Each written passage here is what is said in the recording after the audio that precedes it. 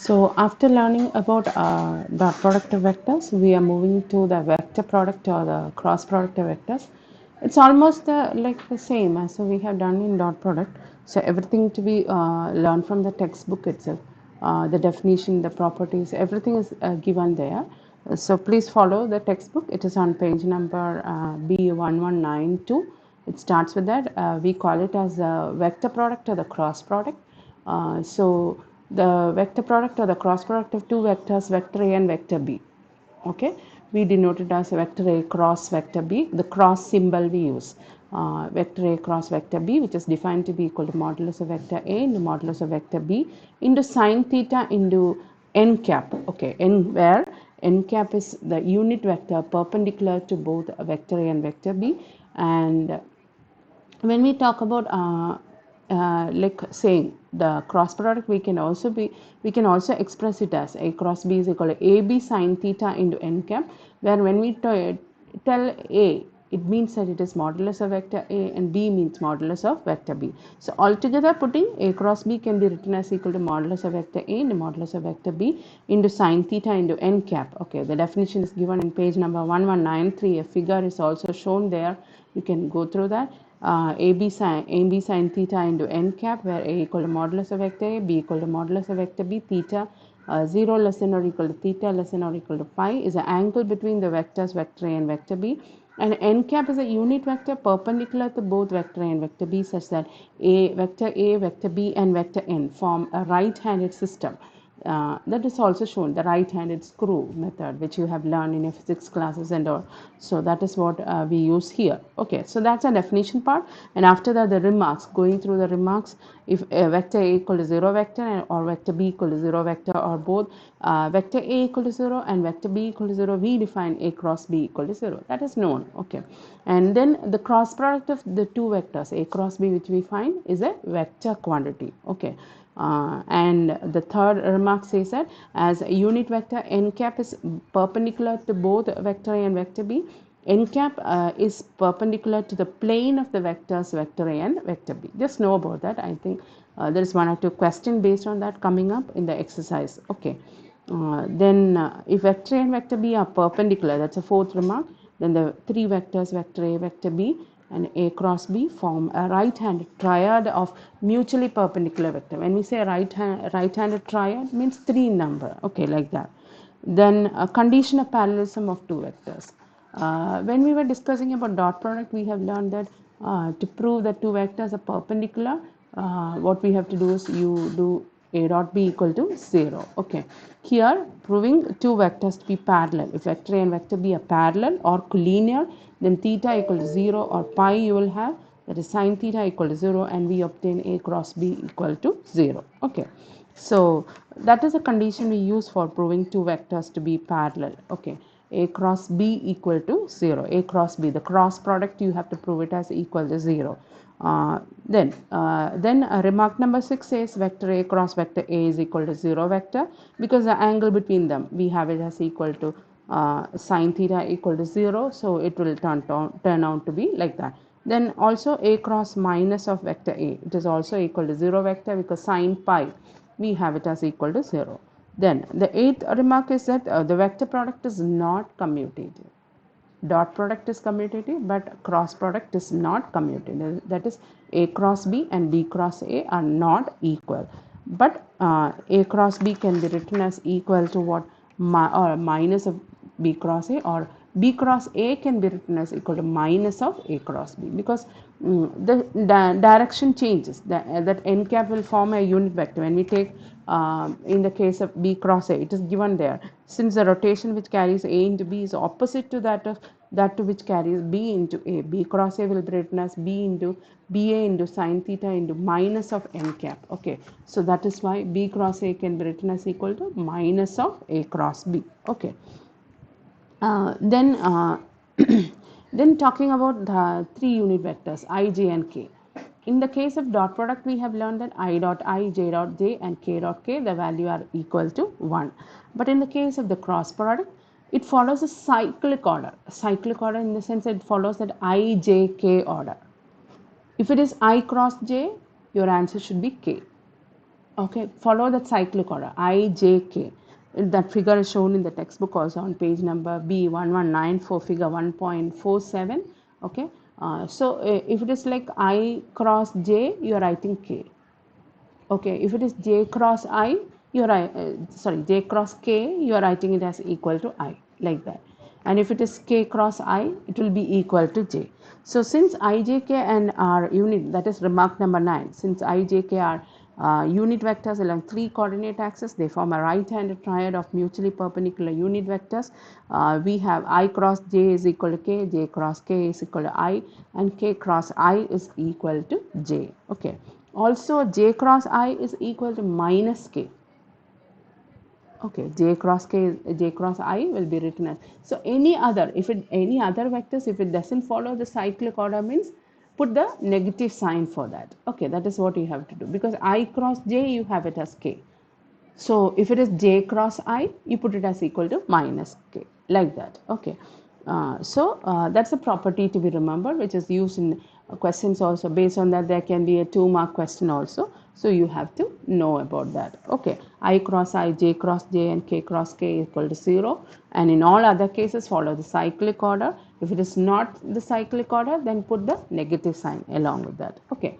Then the properties of the vector product or the cross product. Which says that the first one is if A and B are any vectors and M is any real number, that a real number or the scalar will be taken outside, and then you work on the cross product of the other vectors. Then theorem number 2, the vector product is distributive over addition, that is A cross B plus C. Okay, will be written as equal to A cross B plus A cross C. Okay, then based on that, there are some calculations and all. You can just go through it because you know how to work out the distributive property. Now the next one is important, which is given on page number B1195. How do we do this calculation on A cross B?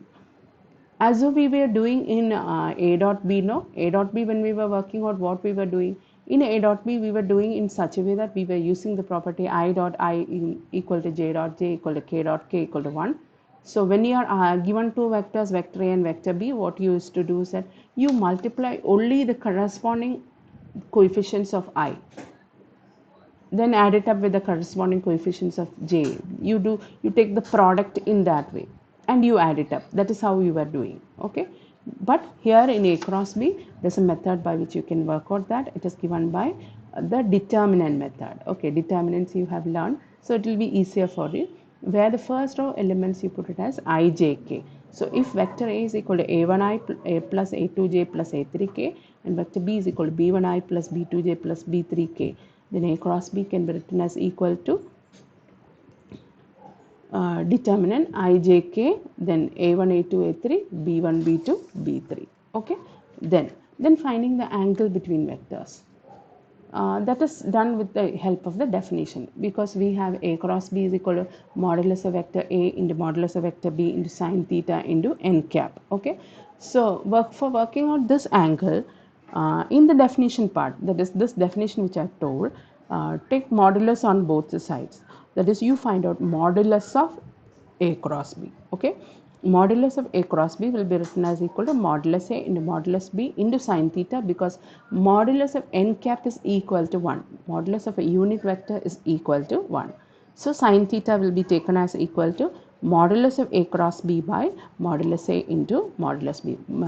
Mark it in the textbook and keep section 1.4.3, angle between two vectors. Sine theta is equal to modulus of A cross B by modulus A into modulus B. Put it in a box and keep it. Okay. Then when it is given in the form of vectors, how to work out that is also given. Then after that you have one important another thing coming up, that is unit vector perpendicular to the two given vectors. Based on that also you can expect a question, even for object type questions. No, they ask question based on this unit vector perpendicular to two given vectors. N cap is a unit vector perpendicular to the vectors vector A and vector B, such that vector A, vector B and n cap form a right-handed system, and theta is the angle between vector A and vector B. Then A cross B, we know we have it as equal to AB sine theta into n cap. When we find modulus of A cross B, it will turn to be equal to AB sine theta, because modulus of n cap is equal to 1. Okay. Now what will happen?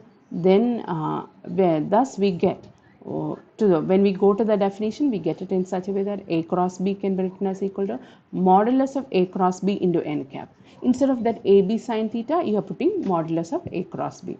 Now then n cap will be equal to what? A cross B by modulus of A cross B. Okay, so when we say A cross B by modulus of A cross B, it can be in the form of plus or minus. Okay, so note that minus A cross B by modulus of A cross B is also a unit vector perpendicular to vector A, because the unit vector can be in the other direction also. Okay, so there are two unit vectors plus or minus A cross B by modulus of A cross B, which are perpendicular to vector A and vector B. So, if they ask for finding the unit vectors perpendicular to vector A and vector B, you have to put it in the form of plus or minus, okay, plus or minus A cross B by modulus of A cross B, okay. And there's a corollary given also, that is also important. Vectors of magnitude P perpendicular to the plane of the vectors vector A and vector B is also multiply with the magnitude. This unit vector to be multiplied with the magnitude, plus or minus P into A cross B by modulus of A cross B, okay. Then you have the Lagrange's identity. If vector A and vector B are any two vectors, then A cross B the whole square is equal to modulus A square into modulus B square minus A dot B square. It's very simple. The proof is given there. You are working out with A cross B square, okay, which is equal to modulus A square into modulus B square minus A dot B square. What is A dot B? A dot B, you know, it is equal to AB cos theta. So A dot B square will be A square B square cos square theta. Okay. Now you do the calculation on the right hand side. Then you will come up with a form of what you get is in the answer in the form of modulus A square into modulus B square minus A dot B square will be equal to what? A cross B square, because A cross B square, when you work out now, it will be equal to A square B square sine square theta, like that it will become. Okay, work on that, try that question. Try it as a question to work out. You try to prove it. A cross B square is equal to modulus A square into modulus B square minus A dot B square. Actually, that is a relation connecting what? The dot product as well as the vector product. Okay, so in that way also you can learn. If you want, you can take that minus A dot B square to the other side, and you can learn it in such a way. A cross B square plus A dot B square is equal to modulus A square into modulus B square. Then you have the geometrical concept of that. What does this represent? So area of a parallelogram. If vectors vector A and vector B represent two adjacent sides of a parallelogram, then area is equal to modulus of A cross B. A and B are two adjacent sides of the parallelogram. Okay. And finally, you have the area of a triangle. Area of a triangle is given by vectors vector A and vector B represent two adjacent sides of a triangle, then its area is given by half into modulus of A cross B. Okay, so this is what you have to learn in cross product. All these are very important, starting from the definition. Then you have this properties also, which you have gone through, and after that finding the angle. Then learning about the area of parallelogram. Learning of area of parallelogram is modulus of A cross B, and finally you have the area of the triangle, which is given by half into modulus of A cross B. So work out the example questions and then you do the exercise questions also. Okay, thank you.